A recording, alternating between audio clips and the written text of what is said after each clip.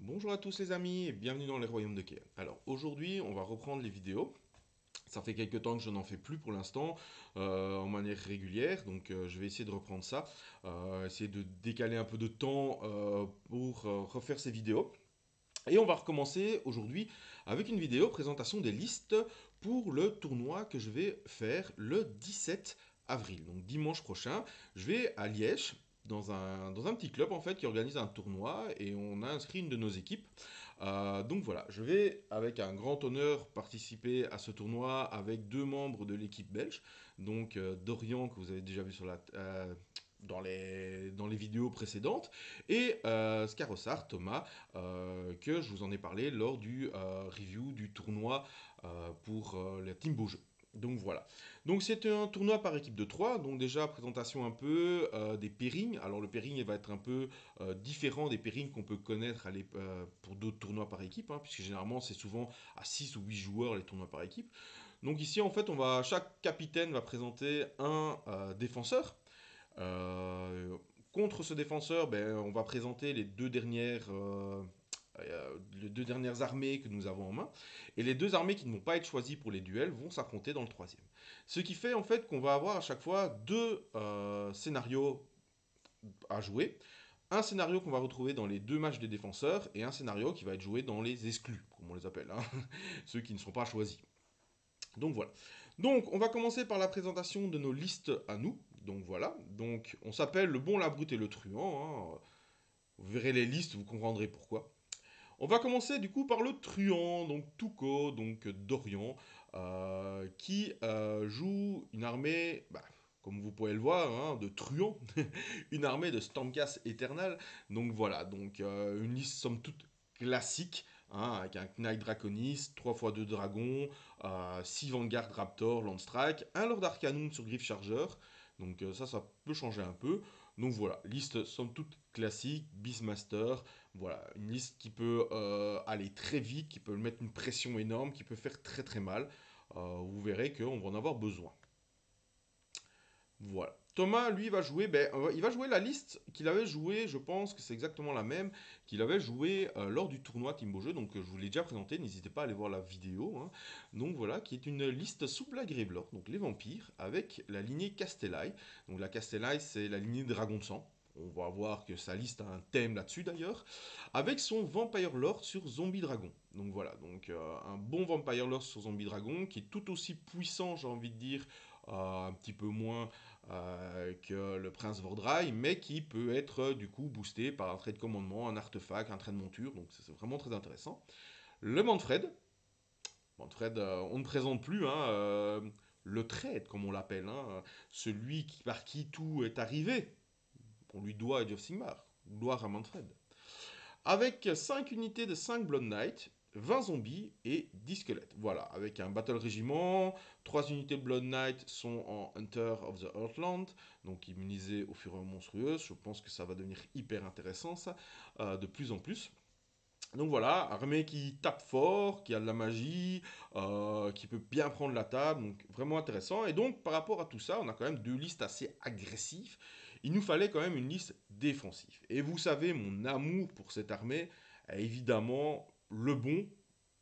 Voici mon armée, Big Daddy Keia, hein, avec mes Sons of Behemoth. Alors vous verrez quand même que, oh mon dieu, Keia, qu'est-ce que tu joues? C'est incroyable, tu n'utilises pas du tout la même liste que d'habitude, alors que toi qui disais tout le temps, ne jouez pas 4 géants. Alors oui, c'est vrai que cette fois-ci, je vais avec une liste 4 géants. Mais c'est une liste 4 géants totalement différente de ce qu'on voyait avant. Et c'est ça que j'aime bien. Avant, on voyait vraiment avec le pêcheur. Moi, je ne l'aime pas vraiment ce gargant-là, hein. Je préfère nettement plus, vous connaissez mon amour pour le Gatebreaker. Et là, en fait, on va tester une liste avec deux Gatebreakers et deux Warstomper. Et ce qui est très intéressant, en fait, maintenant, c'est que l'attribut des Gatebreakers, en fait, elle permet de choisir dans une liste d'un bonus de tribaux, en fait, de choisir un type d'unité, un type de personnage, un type de ce qu'on pourrait trouver sur la table, et en fait d'avoir un bonus pour plus un pour toucher, pour lui et les petits géants. Et en fait, parmi ceux-là, il y a Idiot with Flag, qui permet en fait d'avoir un plus un pour toucher pour tous les héros qui ont le mot-clé totem, et toutes les unités avec un état-major. Donc un état-major, ça peut être soit un étendard, un magicien, un champion et tout ça. Donc ce qui est vraiment intéressant. Et ben, par exemple contre les géants, contre les dragons, excusez-moi. Contre les dragons, ça peut être très intéressant parce que du coup, ben, les dragons, ben, à chaque fois, il y a une unité. Et du coup, ben, au lieu de toucher sur 3 +, et 4 +, ben, je vais toucher sur 2 +, et 3 +, sans devoir utiliser un CP. Et on sait que les CP peuvent être intéressants pour les géants. Donc voilà. Donc ça, c'est assez intéressant. Je vais la tester. Là, je l'ai testé contre du Ozark Bone Reaper. Ce qui peut être intéressant parce que, comme vous savez, et j'ai fait une vidéo là-dessus, n'hésitez pas à aller le voir. D'ailleurs, je referai peut-être une vidéo pour corriger certaines choses que j'avais dit dedans. Il y a eu la nouvelle mise à jour qui permet en fait que quand vous tuez certaines unités du top méta, vous allez avoir des points de victoire supplémentaires. Que ce soit les dragons, que ce soit Morati, que ce soit les salamandres, les basiliadons et ainsi de suite. Et, entre guillemets, ceux les plus touchés, eh ben, ça va être les gargants. Pourquoi? Parce que les gargants, le Gatebreaker va pouvoir rapporter 2 points en plus de victoire et le Warstamper 1 point. Sachant que si en plus vous tuez le monstre la première fois un monstre dans le round, ben, ça rapportera un point supplémentaire. Donc si lors d'un round on me tue un Gatebreaker, je redonne 3 points de victoire supplémentaires. Ce qui est énorme. On est d'accord, ce qui est énorme. Mais je continue à croire en mes gargants. Je continue à croire en la puissance des Sons of Behemoth, que ce soit la puissance dévastatrice, excusez-moi, des deux Gatebreakers, surtout avec ce bonus. Le fait de prendre les objectifs, ça tient les objectifs, et vous allez voir que ça pourra être très très très utile lors du premier tour, parce qu'on a déjà les scénarios du premier tour et l'équipe qu'on va affronter. L'équipe qu'on va affronter, mais on va directement passer à celle-ci, ben c'est la team numéro 1. Dans la team numéro 1, on va retrouver Pierre T, qui joue aussi Sons of Behemoth. Alors lui par contre, c'est un Sons of Behemoth un peu différent, et en même temps un peu le même. J'explique. En fait, il va avoir le Breaker Tribe, donc la même, avec Idiot Wislack, comme moi, Beastmaster, Bloodthirsty. Donc vraiment, voilà, ça reste la même chose. Il a deux Gatebreakers, Arcane Tome, Amulette de Destiny. Évidemment, il n'y a pas énormément de, j'ai envie de dire, de bons artefacts à mettre, donc on va souvent arriver avec cette protection à 6 et cet Arcane Tome. Voilà. Là où sa liste change énormément, c'est que moi j'ai deux Warstomper dans ma liste, et Pierre, lui, va jouer un Kragnos et un Mancrusher Garland. Alors, ce qui change pas mal de choses. Alors, pour certains match-ups, comme par exemple notre dragon ou ça ne va pas. Ça va. En fait, si on parvient à gérer Kragnos assez vite, euh, il a que 18 PV, entre guillemets, il a une ward à 6, alors il a effectivement une bonne save, hein, 2 plus naturel, donc ça c'est vraiment très bon. Mais si on a assez de BM, comme les Stormcast par exemple, il y a moyen de le gérer vite. Si on le gère vite, on est tranquille contre cette liste-là. Voilà. Parce que le Kragnos et le petit Gargant peuvent se gérer très vite. Et une fois qu'on arrive à les gérer, avec une bonne liste, hein, une fois qu'on arrive à les gérer, ben, il n'y a que deux Gatebreakers, il y a plus d'objectifs que ça. Donc voilà. Par contre, si on joue une liste comme moi, avec les 4 Gargants, ben ça par exemple, c'est typiquement un genre de liste que je ne peux pas gérer. Pourquoi? Parce que Kragnos permet de faire charger à 3d6. Kragnos a toujours son. Quand il a chargé, vous lancez 2 dés, vous les multipliez pour faire un nombre de BM, hein. Je l'ai eu une fois à double 6, donc 36 BM. One shot un géant, c'est pas très marrant. Mais voilà, donc on va pouvoir le gérer. Vous allez voir aussi pour les scénarios. Mais ça, c'est une des listes qui, moi, va me faire peur en jeu. Après, on va avoir Christophe qui, lui, va avoir du Nurgle. Alors, Nurgle, c'est une armée que je surkiffe, vous le savez. Il me reste une figurine à peindre et vous allez voir une liste Nurgle sur la chaîne. D'ailleurs, j'essaie de voir avec mes joueurs habituels pour refaire des rapports de bataille. C'est pas facile avec les emplois du temps de chacun, mais j'y travaille. Ne vous inquiétez pas. Alors, on va avoir Orgoth Demon's Pool. Donc ça, c'est l'humain sur Limace qui fait très mal. Le Slowpity qui booste les Plague Bearers. Hein, Lord of Affliction. Le Great Uncle One. Le gros papy, comme on l'aime. Hein, en version invoque, avec la Doomsday Bell. Donc ça, c'est pas mal. Alors, 2 fois une bête de Nurgle, 2 fois 10 Plague Bearers, 3 drones, 3 Nurglings. Voilà. Liste somme toute classique qui peut faire très mal. Moi, c'est une liste que j'aime bien parce que c'est une liste qui ressemble un petit peu à ce que moi je vais jouer en Nurgle. Donc voilà, ça c'est une liste que bah, j'aimerais bien l'affronter, c'est vraiment chouette. Nurgle résiste bien, ne fait pas trop de dégâts à part la maladie. Est-ce que la maladie peut passer au-dessus de mon nombre de points de vie? Ça peut être intéressant. Alors quand je dis ne fait pas très mal pour taper, attention, Orgoth fait très mal. Le Great Wall peut faire mal aussi. Donc voilà, donc ça c'est la liste que j'aimerais bien affronter dans cette team. Et la dernière liste de cette team, c'est Pierre. Donc ils ont deux Pierres dans la liste, hein, avec Oziark Bone Reaper. Alors Oziark Bone Reaper, c'est vrai qu'elle est passée un peu, je vais dire, en désuétude depuis que Nagash n'a plus tous les bonus et n'apporte plus tout ça, mais ça reste une liste très forte. Hein. Personnellement, moi, c'est des listes qui me font peur. Oziark, surtout que c'est une armée qui chasse. Donc, les armées qui chassent, vous voyez, j'ai parlé lors de ma liste des armées qui sont chassées, qui rapportent des points de victoire en plus. Eh ben, si vous vous faites tuer par une armée qui chasse en plus, une armée de chasseurs, eh ben, elle va rapporter un point supplémentaire. Donc, c'est-à-dire que mes Gatebreakers vont rapporter 3 points à chaque fois qu'ils meurent, mes Warstomper 2 points contre les Osiarks, et si c'est le monstre en plus du round, ça fait 1 point. Donc, un Gatebreaker peut potentiellement ramener 4 points de victoire à mon adversaire Osiark, ce qui est énorme. Voilà. Il joue la Légion Mortis, donc la Légion de Catacross, avec Catacross, Arcane, le Liège Cavalos, 20 Mortec, 10 Mortec, 10 Mortec, un Gotizar, un Mortec Crawler, donc la catapulte. Super intéressant. Ces unités de Mortec Guard sont Hunter of the Heartland, intéressant aussi. Donc là, on va avoir une liste qui va vraiment être très résistante, qui va pouvoir bien repop avec le Gotizar, c'est super bien, il repop à mort. La Crawler qui peut gérer tous les petits héros, tous les trucs qui peuvent être embêtants. Voilà, moi c'est une liste que j'aimerais bien affronter, parce que j'aime bien affronter les Osiarks, même si potentiellement ça peut me faire mal. Maintenant ça peut faire très mal aussi aux dragons, hein, puisque les dragons aussi rapportent des points, donc on va voir. Donc voilà, ça c'est l'équipe qu'on affronte avec plaisir lors du premier round du tournoi. Et on va tomber sur deux scénarios. Alors, les scénarios, je vous les montrerai après. Vous allez voir que pour le premier round, c'est un peu difficile. Hein. Il y a des choix de scénarios que, ben voilà, personnellement, en tournoi, je suis pas fan, mais ça peut se réserver des surprises. On va donc passer à la team numéro 2. Hop, la team numéro 2, où on va retrouver Jérémy, qui joue Sylvanette. Alors, Sylvanette, hein, très chouette armée aussi, puisqu'elle va revenir aussi au devant de la scène, puisque c'est une armée qui chasse, donc une armée de chasseurs, donc intéressant. Ça peut rapporter des points en plus contre le méta, donc peut être intéressant. On va voir ici par contre qu'il y a un choix où il n'y a pas à l'Ariel. Donc c'est généralement presque toutes les armées sylvanettes qu'on voit jouent à l'Ariel. Ici il ne joue pas à l'Ariel, donc ça lui permet de mettre quelques trucs en plus. Donc il a la branche West, il a Drisha, le Warsong Revenant et le Thriller d'Ancien. Donc on voit quand même qu'il a quand même pas mal de mages. Hein, on voit que c'est basé sur la magie, et on va voir que, encore plus que, comme il a mis des Endless Spells, donc il a mis les chromantiques, il a mis le Spite Swarm pour soigner et résister, et le Umbral Spell Portal pour que le Warsong Revenant puisse balancer son gros sort de zone à travers le portail. Pour protéger tout ça, on va avoir deux unités de Kurnoth, une unité de 6, une unité de 3, et des Tri Revenants et des Spite Revenants.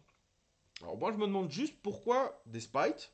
Alors à moins qu'ils veulent faire les petites combos avec Drisha qui met les malus et tout ça, mais j'aurais préféré, après avoir dans les points, je ne sais pas s'il arrivait tout pile dans les points, ouais il était tout pile dans les points, parce que voilà, les tri-revenants, l'avantage c'est le téléport, donc voilà. Après, à voir, hein, on va dire que j'ai jamais eu très peur des Sylvanettes avec mes gargants. Euh, Ariel pouvait m'en shotter un avec sa magie. Ici, il n'y a pas Ariel. À voir. À voir. Mais cette liste peut faire très mal. Attention. Avec ça, on aura Nico. Nico qui va jouer Iron Joe. Alors là, Iron Joe, tu fonces et tu tapes. Hein, en Bluetooth. Beastmaster, et on commence par tout seigneur, tout honneur, Kragnos. Depuis que son Battle Scroll a changé, Kragnos, vous le verrez très souvent. Hein. Le fait de pouvoir faire charger l'armée à 3D 6 pouces, le fait qu'il ait quand même son Philopena 6, qui prend super bien les objectifs comme les méga gargants, c'est une valeur sûre. Ici, il est accompagné d'un méga boss sur Mokrusha, qui fait mal, évidemment, le War Chanter, et puis 3 packs de Gorgrunta. C'est en deux pauses, donc super intéressant aussi. Et bah, à voir, mais là, effectivement, on a une liste qui, pour être sûr que tour 1, elle est sur vous. Voilà. Le méga boss et les 3 unités de Gorgunta, ils vont avancer à la phase de héros, ils vont avancer à la phase de mouvement, et ils vont charger avec Kragnos à 3d6. Vous pourrez faire ce que vous voulez, ils seront dans votre armée. Donc ça peut être intéressant à voir aussi sur les scénarios, mais effectivement c'est une liste qui peut faire peur. Moi de base, les Kragnos, j'aime pas. Je le dis tout de suite. Et on va avoir un Slave to Darkness. Alors il a c'est long cette liste de Bastien. Alors Bastien, il joue quelque chose d'intéressant parce qu'il joue les deux frères ennemis, si on peut dire comme ça, des Slave to Darkness. Donc Andy Spoiler, Price Sorcery. Pourquoi Price Sorcery? Parce que Bastien joue Bellacore et Archaon. Rien que ça. Bim, on met les deux. Le Prince des Monts Cornes parce qu'il fait toujours plaisir là où il est. Le Chaos Sorcerer Lord pour booster Archaon, pour qu'il ait toutes ses sauvegardes intuables et ainsi de suite. 20 maraudeurs, 10 maraudeurs, 10 maraudeurs, un Chaos Spawn, parce qu'il faut mettre des unités de base et qu'il faut prendre des objectifs. Voilà. Ben voilà, on a Bellacore et le Prince des Monts Cornes qui peuvent gérer des unités adverses. Les empêcher de charger, gérer vraiment une grosse menace avec Bellacore, et Archaon qui va aller les chercher un par un pour tout tuer. À voir. Cette liste peut potentiellement m'embêter par rapport au scénario. Donc je vais voir, mais voilà, c'est une liste.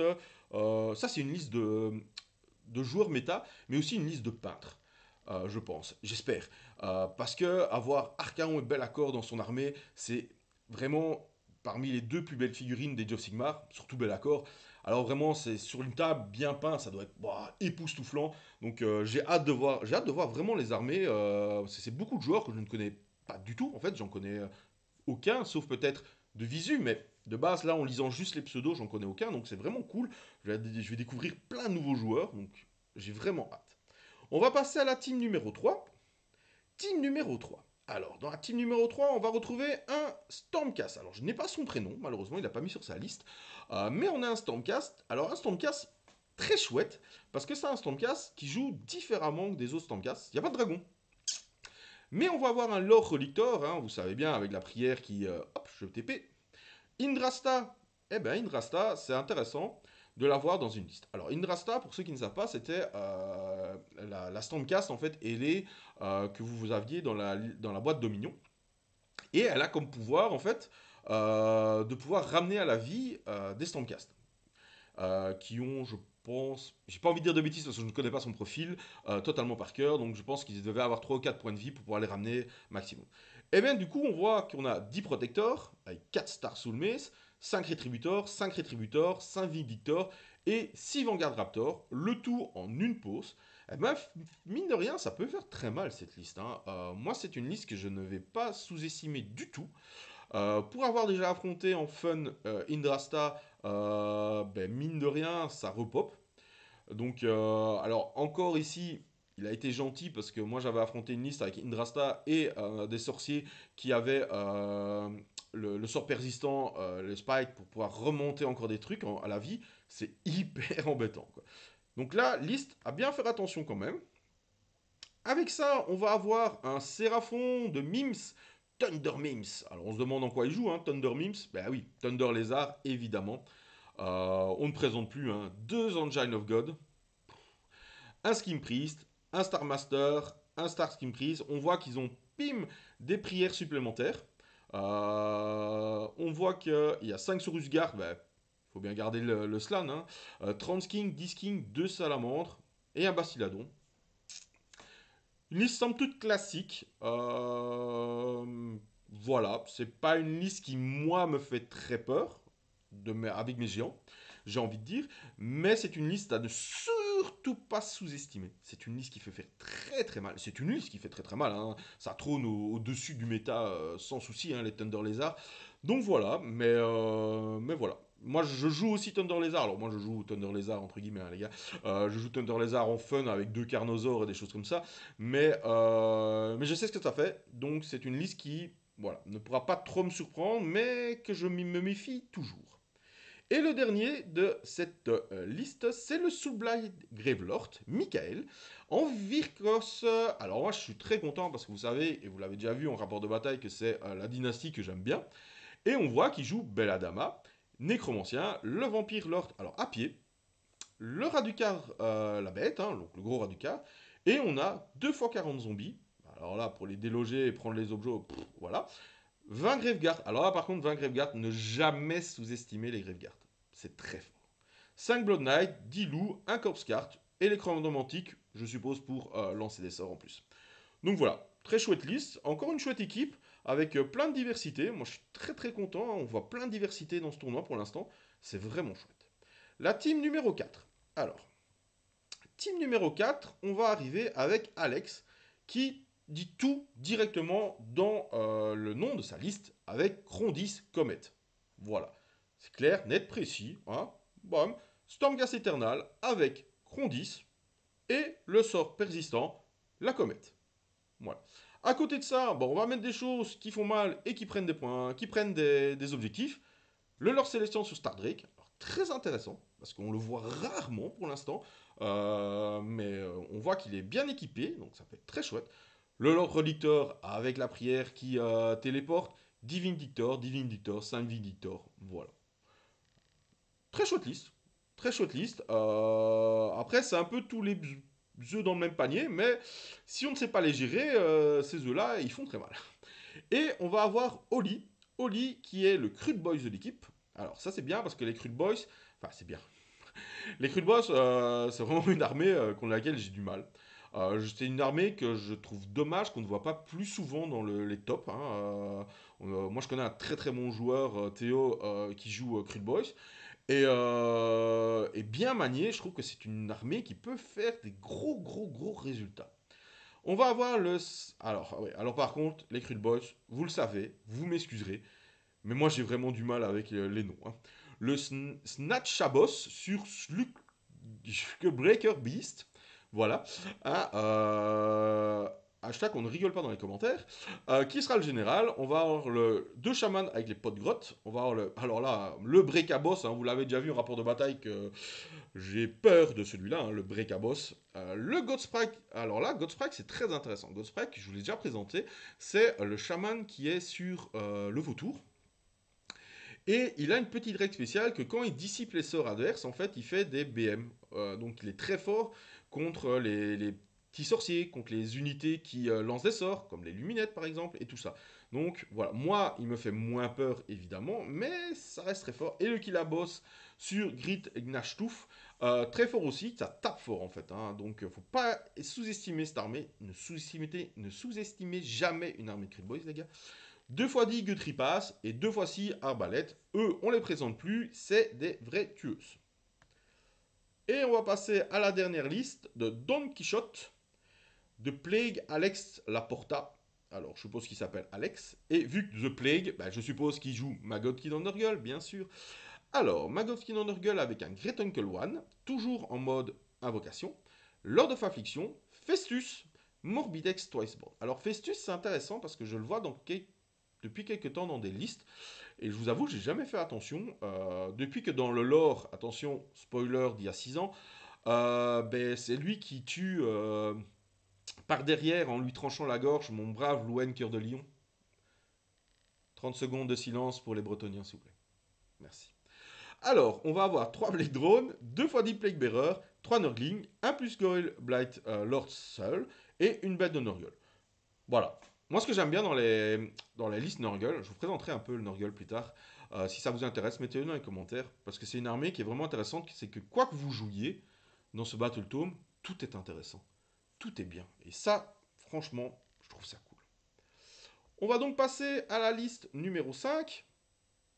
Hop, la team numéro 5. Team numéro 5, on présente Renaud de Châtillon.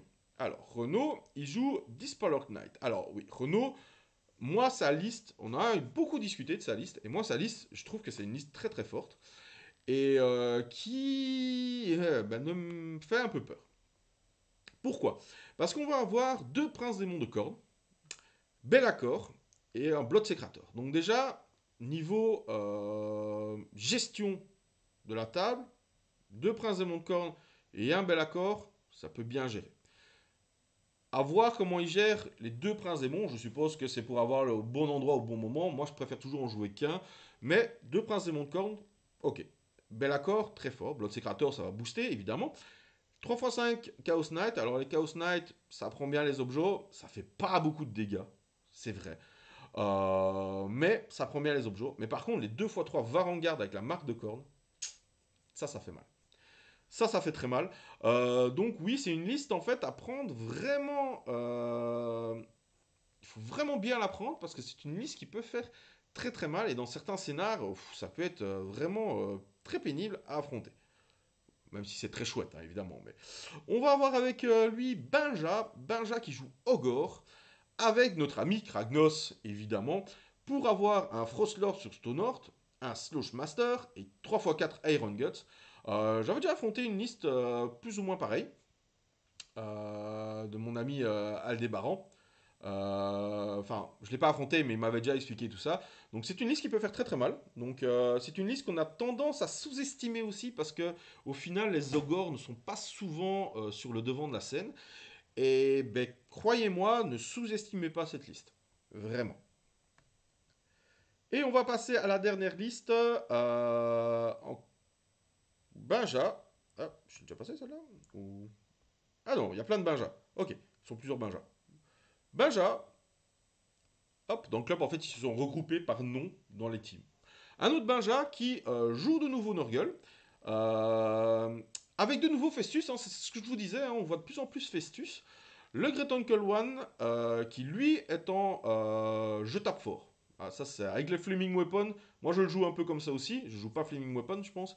Mais Plague Fail et Massive Bill Sword, ça tape très, très, très, très, très fort. Le Lord of Affliction, 10 Plague Bearer. Et alors, on a 4 Muscle Blind Lord, 2x5 Putrid Lightnings. Alors là, par contre, c'est vraiment. Voilà. Ça, c'est une armée de Nurgle un peu plus offensive que les autres qu'on a vus. Donc, de nouveau, super intéressant. Team numéro 5. Oh, team numéro 6, je vous la passe, hein, je vous l'ai montré au début, c'est la nôtre. Team numéro 7. Alors, team numéro 7, on va arriver avec Manu. Winter is coming, car il joue Sylvanette avec Winterleaf. Donc, je suis, étant moi-même fan de Game of Thrones et totalement fan de Cersei Lannister, j'étant un Lannister, je te lance un défi, Manu, si tu vois cette vidéo, car je ne peux accepter qu'un Starks soit là.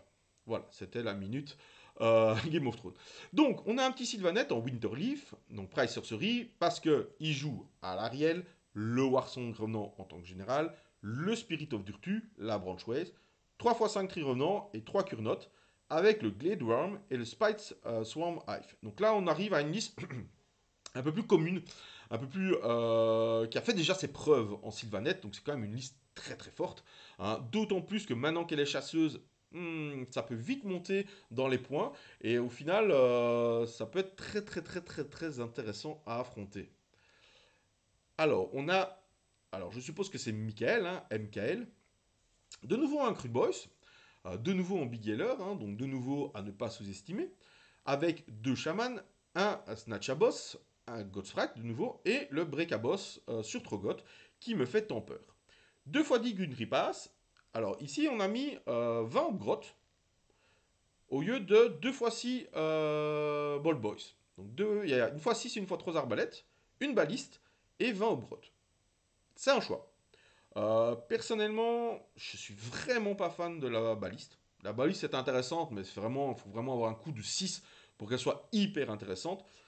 Je préfère personnellement ne pas mettre la baliste et faire 2 x 6 ball boys. Surtout que là, ben, comme on a deux chamans, on ne peut booster que 2 unités. Donc voilà, c'est un choix à voir. Hein. Comme je dis, je ne vais jamais sous-estimer une liste Cruel Boys. C'est très fort. Et on finit par Pierre. En Alpha Strike, bah, lui il a tout noté. Hein, Stormcast, Knight Draconist. Et 1, 2, 3, 4, 5 fois des Stormdrake Guard. Donc 5 fois 2 dragons. En Battle Régiment en une pause. Voilà. Il n'y a rien à dire par rapport à ça. On a une liste hyper offensive, on a une liste très défensive, et on a une liste qui peut gérer avec la magie, tout ça. Donc, très forte équipe. La team 7, très forte équipe. Et on va passer à la team 8, qui est la dernière, si ma mémoire est bonne, où on va avoir Kovu, Alors, Kovu, il joue l'armée que je ne veux pas affronter. Voilà, c'est clair, net et précis. Alors, ce n'est pas niveau force, niveau truc, je peux la battre, il n'y a pas de souci. Si mon capitaine me dit que je vais et que je la bats, j'irai et je ferai mon possible. Mais Zen, je peux pas. Ah, Zen, je peux plus. Kairos, le Changecaster, les Bloodscript, le Thaumaturge, le Great Shaman, bel accord. Deux fois Deeping, trois Screamers, l'Umbral Spell Portal. Voilà. Y a rien à dire, c'est Zench, hein. C'est peut-être le dieu que j'aime le moins dans le fluff. Donc c'est peut-être pour ça que le fluff Edge of Sigmar. Je précise, je joue Thousand Sons à 40 000. Mais voilà, donc je laisse ça à mes partenaires avec plaisir. Et par contre, je veux avec plaisir jouer contre Warzug. Un mur de roue, les Fire Slayer, les nouveaux Fire Slayer, et ça, c'est génial. Bientôt, on va s'arranger avec Eric, que vous avez déjà vu sur la chaîne, pour qu'il vienne vous montrer les nouveaux Fire Slayer en action avec un Runefader, deux Runefaders, un Runemaster, un Runesmither et le Battlesmith. Alors vous verrez que dans les listes Fire Slayer, vous avez déjà vu ça sur les grandes chaînes YouTube qu'ils ont déjà présentées, hein, il y aura beaucoup de personnages parce que c'est vraiment une armée avec des bulles très importantes. Et que ça soit pour avoir la sauvegarde, la protection à 4+, sur les berserkers, on voit quand même qu'ils jouent 4 fois 10 berserkers, qu'on voit par exemple les prières, on voit l'artefact, l'icône de Nulle Obsidienne sur le Battlesmith qui va faire que vous ignorez les sorts sur un jet de dés et ainsi de suite. Donc voilà, très fort, très intéressante. J'ai déjà testé contre, avec mes géants contre du Fire Slayer, ça va. Ça va. Il faut jouer intelligemment, mais ça va. Et on va finir par Pierre, qui lui joue un 4-4-2. Donc on est au foot. On joue le Stormcast avec un Knight Draconis, et cette fois-ci, une unité de 2 dragons et deux unités de 4 Stormdrake. Moi, personnellement, j'ai une préférence pour l'armée où il y a à chaque fois 2. Euh, Parce que ben là, c'est vrai que ça va faire mal, mais pour les objets, c'est un peu plus compliqué quand même, hein, je trouve. Donc voilà.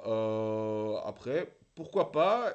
Les dragons, ben, les deux dragons vont rapporter un point de victoire. Par contre, les 2 fois 4 dragons, vu qu'ils ont été augmentés, euh, ils vont rapporter à chaque fois 2 points de victoire. 3 points de victoire si c'est le premier monstre qui meurt. Si c'est par exemple contre les Sylvanettes ou contre les Osiarks, 4 points de victoire. Ah, c'est aussi dangereux que mes géants. C'est aussi dangereux que mes géants pour moins de points de vie. Alors, une meilleure sauvegarde, mais moins de points de vie. Donc, on va voir, pourquoi pas. Voilà, là je vous ai présenté toutes les listes. Hein. Bah, n'hésitez pas à me dire dans les commentaires, déjà si vous participez au tournoi. Ça, je serais content de vous rencontrer.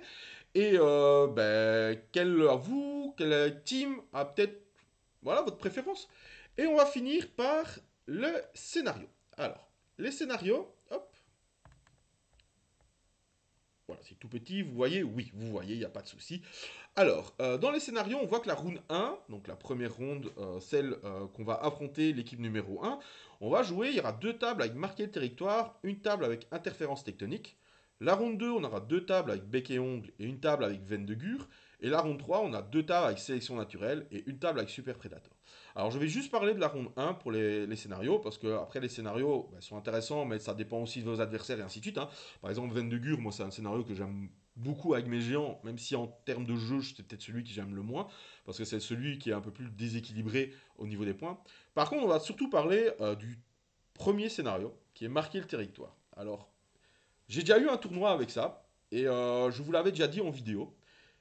Pour moi, marquer le territoire, c'est pas un scénario de tournoi.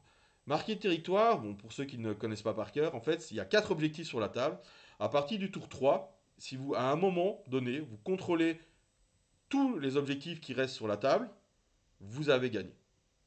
C'est même pas à la fin d'un tour et tout ça. Vous contrôlez les objectifs, vous avez gagné.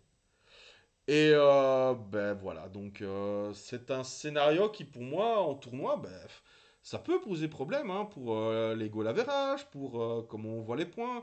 Euh, et puis enfin voilà, c'est un scénario en tournoi qui fait clac, c'est fini. C'est très chaud à jouer. Mais on va le faire. D'ailleurs, c'est un scénario qui peut avantager mes Sons of Behemoth, par exemple. Hein. Donc, ça peut être très intéressant. Voilà, donc n'hésitez pas dans les commentaires à me dire un peu l'équipe que vous supporterez, hein, si vous êtes au tournoi, et ainsi de suite. Alors, pour ceux qui sont restés jusqu'au bout, je vais avoir besoin de vous. J'ai une vraie question très importante à vous poser.